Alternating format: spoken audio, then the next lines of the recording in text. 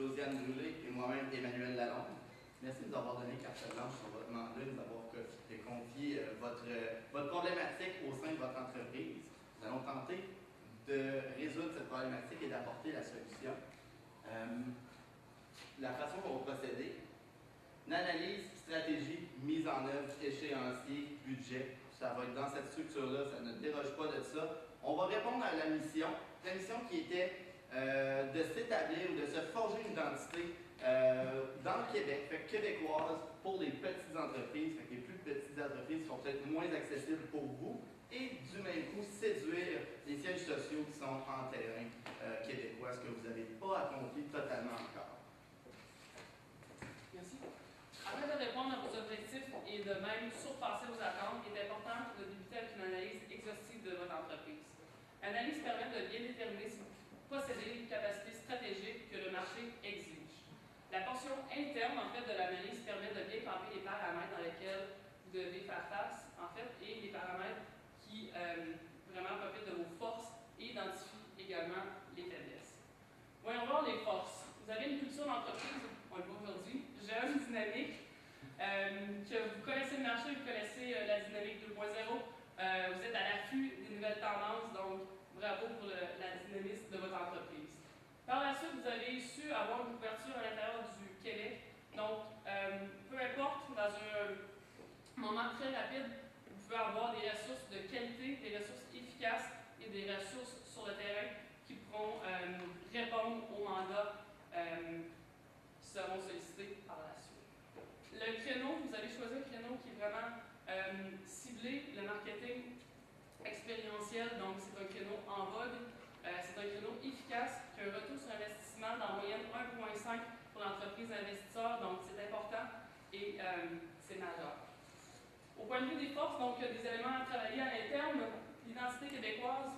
Vous êtes sur un marché avec votre emplacement à Laval depuis peu, sur le marché québécois. Vous avez une identité nationale avec votre siège social à Toronto.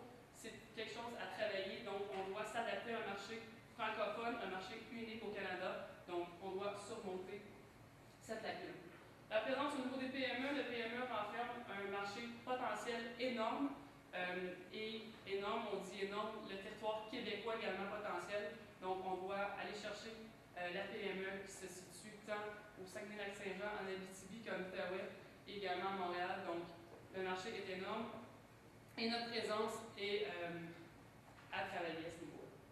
La saisonnalité des mandats, donc il y a un engouement, l'été approche, c'est le fun, les gens ressortent, donc vraiment on est présent pendant printemps, automne et été. Donc c'est en fait c'est une facette dans laquelle on doit s'adapter, donc on a une forte présence, un engouement estival important.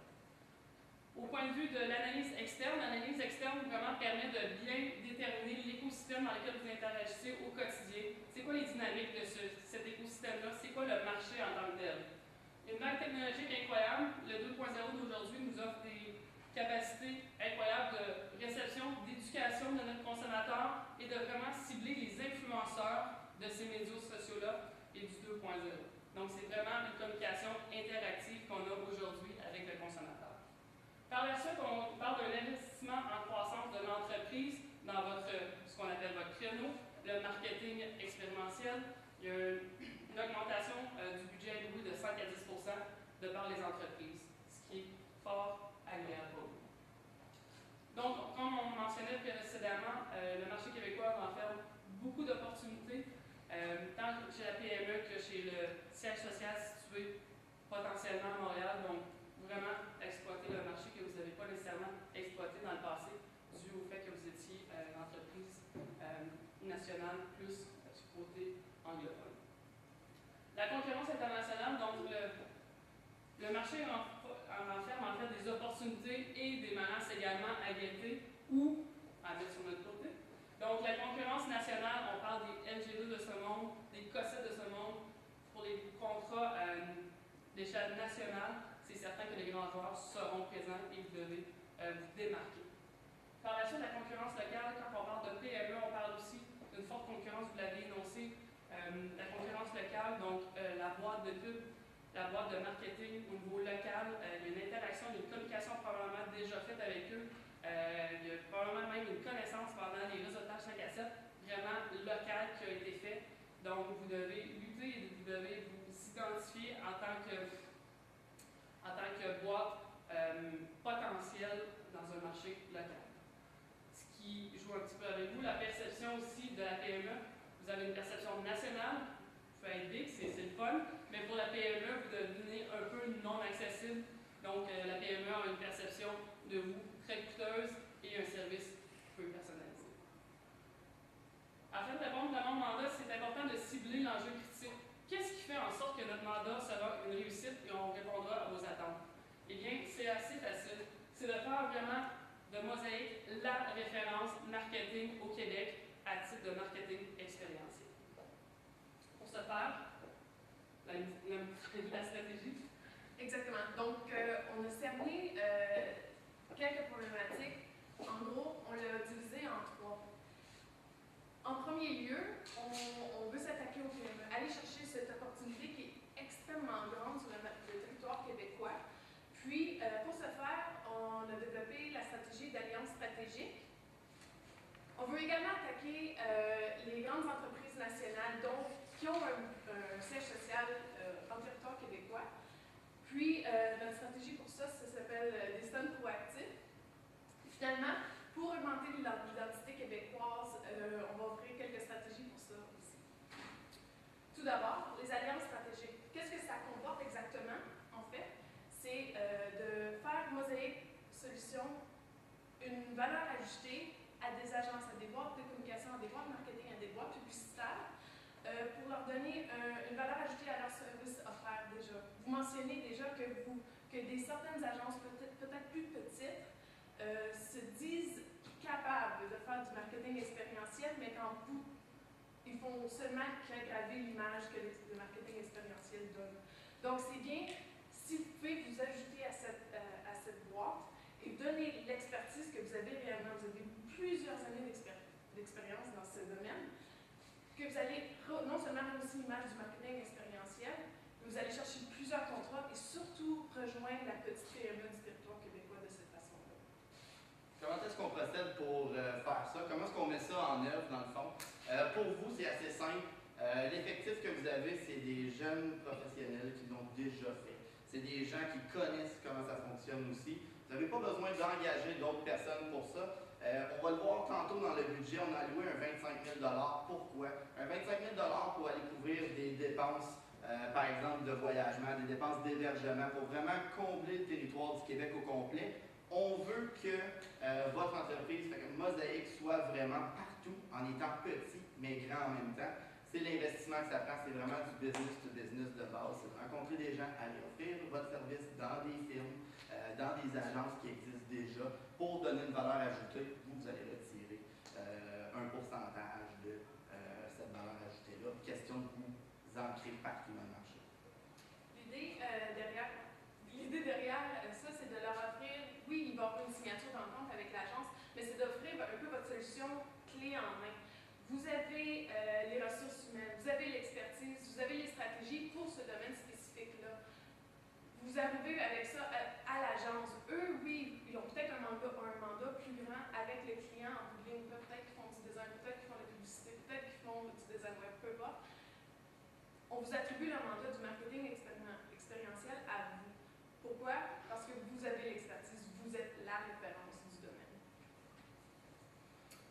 Pour attaquer les grandes entreprises qui ont un siège social sur le territoire québécois, on a pensé, vous avez une expertise, un créneau de faire du marketing expérientiel. Pourquoi ne pas utiliser votre produit qui fonctionne à merveille et l'appliquer à votre force de vente, aller chercher vos propres clients? Pourquoi ne pas offrir ou donner l'image d'exactement qu'est-ce qu'aurait l'air leur système publicitaire si vous l'appliquez à ces clients-là? C'est la raison pourquoi on a décidé de faire des stands proactifs. Proactifs dans le sens que vous y apportez la solution avant même qu'ils le demandent.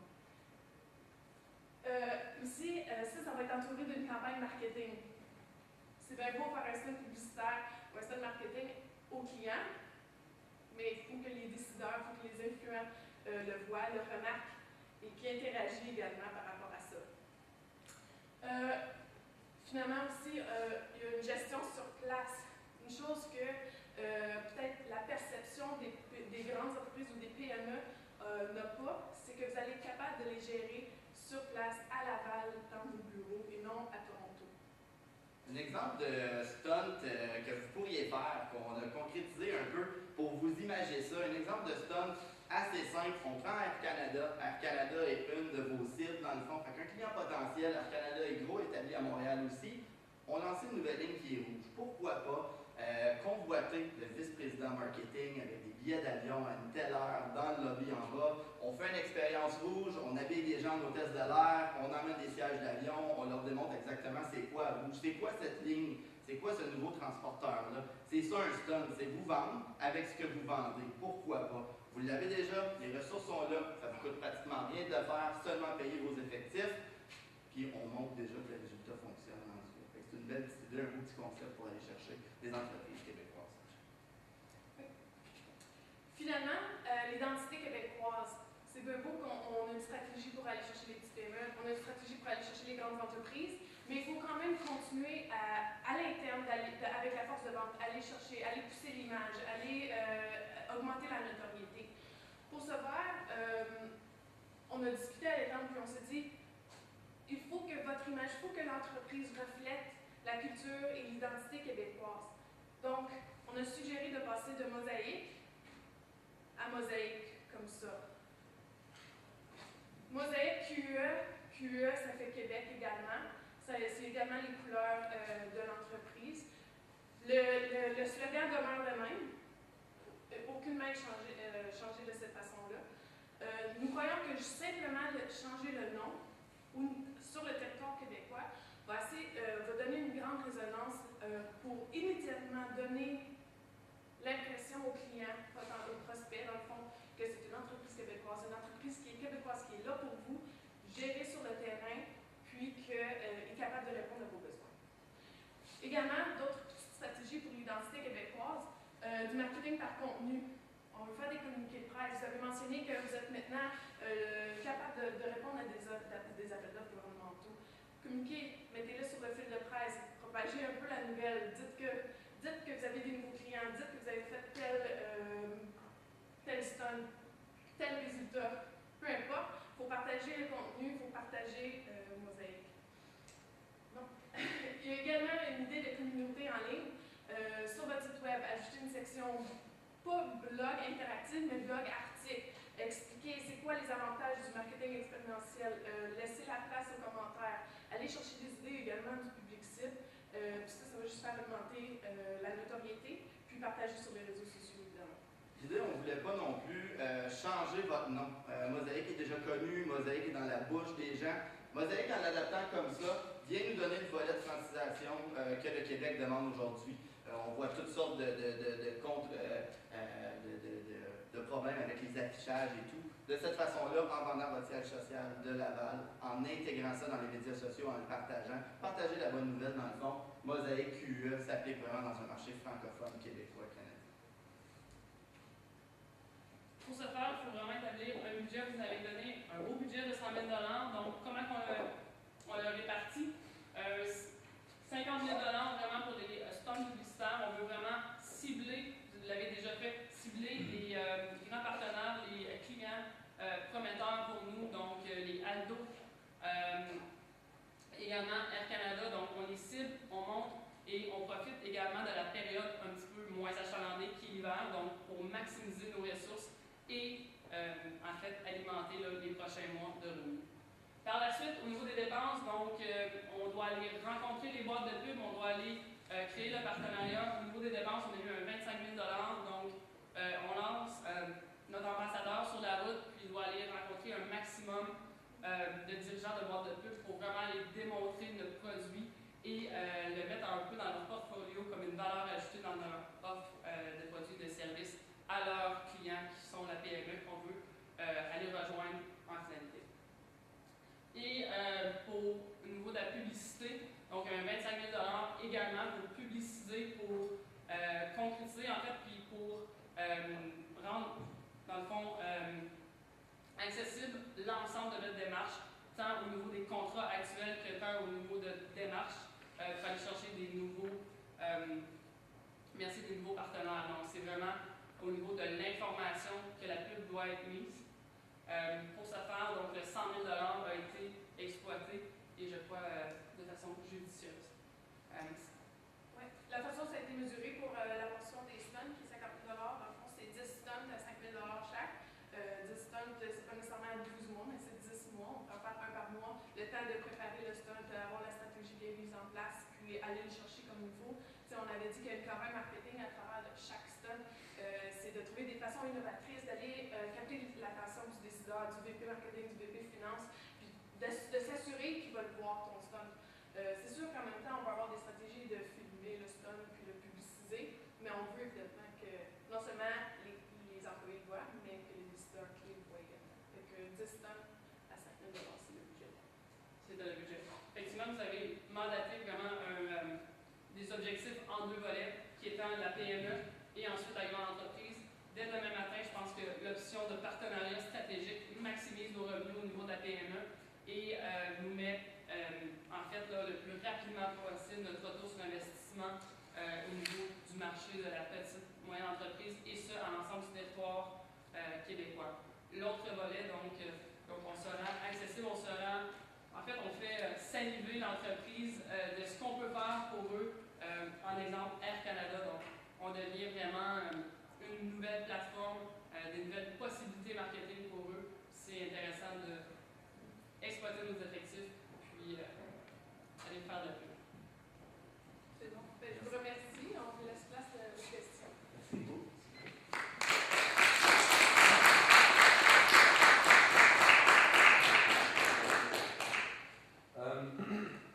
J'aimerais que vous développiez davantage sur la stratégie au niveau de qu'on soit les conseillers marketing pour d'autres agences. Est-ce que c'est votre stratégie aussi pour aller indirectement chercher des PME? Oui. Ok, si vous Oui, voulez répondre. effectivement. Complètement raison. On connaît très bien que les petites entreprises aiment beaucoup donner leur mandat de rebranding ou de site web à des plus petites agences, non seulement parce que le budget le permet, mais ils ont un sentiment d'appartenance, de confiance et de sensibilisation. Et il y a une perception que la plus petite agence va dédier son temps à se consacrer à eux. Donc, c'est exactement le marché que vous voulez atteindre. Si vous offrez une solution clé en main, vous avez un package. Votre package, c'est le marketing expérientiel. Vous le vendez comme on a votre package, la stratégie. Vous pouvez offrir votre stratégie. Vous avez l'expérience. Vous pouvez leur montrer que si vous avez besoin de stratégie de développement, de brainstorm, vous êtes là pour le faire. Mais que si le client a déjà une stratégie en main, que votre clé en main, ça pose directement dessus. Donc, On veut seulement l'intégrer. Ça passe partout, Ouais, on veut seulement l'intégrer. Ce qu'on veut que vous preniez, c'est les effectifs de gens en place. C'est des gens qui connaissent déjà ça. On ne cherche pas des vendeurs. On veut que vous preniez des gens qui sont déjà en place et qui expliquer c'est quoi le besoin aujourd'hui dans un monde 2.0, dans un 2013, dans un monde de Twitter. Quel est le besoin d'un marketing comme ça pour les cabinets qui sont peut-être pas aussi à l'aise avec ça ou qui n'en font pas du tout. Fait que vous ajoutez ça, c'est une façon de conquérir le marché.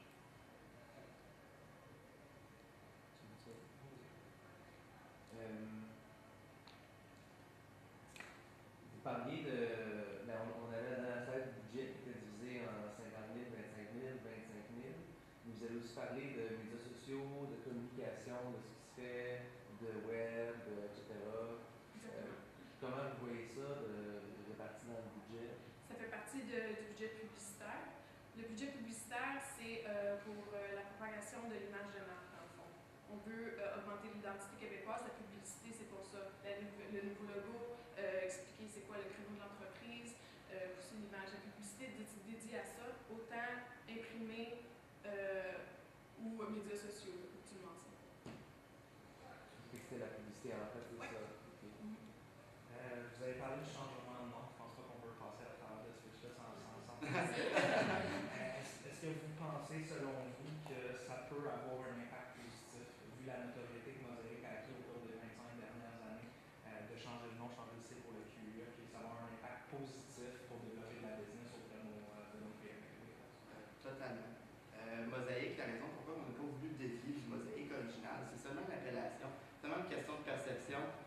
un Québec qui est demandant. On sait que pour la langue française, le Québec, on l'a vu aussi dans notre problématique, le Québec n'achète pas nécessairement ailleurs, aime se faire servir par quelque chose de local, vous l'avez, mais le nom ne représente pas nécessairement. Les gros contrats sont toujours à Toronto. Le pied à terre est ici, mais il n'y a pas vraiment, vous n'êtes pas enraciné encore. Fait que l'idée en arrière de ça, en changeant de nom, il n'y a pas de modification légale, il n'y a rien de ça qui va aller changer. C'est seulement une image qu'on pousse en avant, puis qu'on véhicule à travers de vos stratégies marketing. Fait que le marketing que vous faites, c'est en question de le vendre.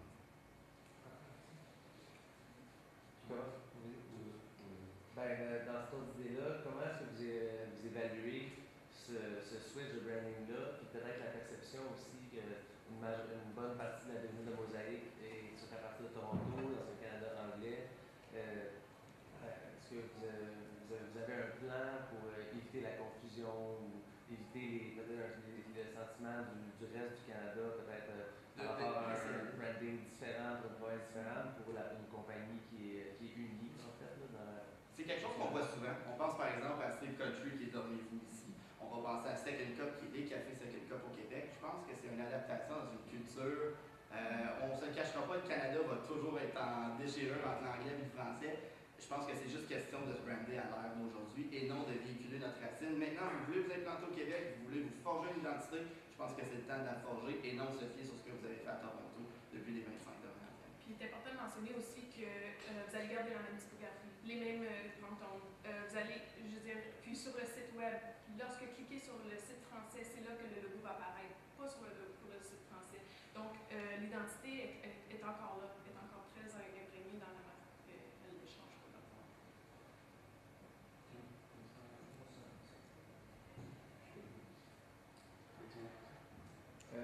Je pense La période des questions est maintenant terminée. Je le sentais. Merci. Merci.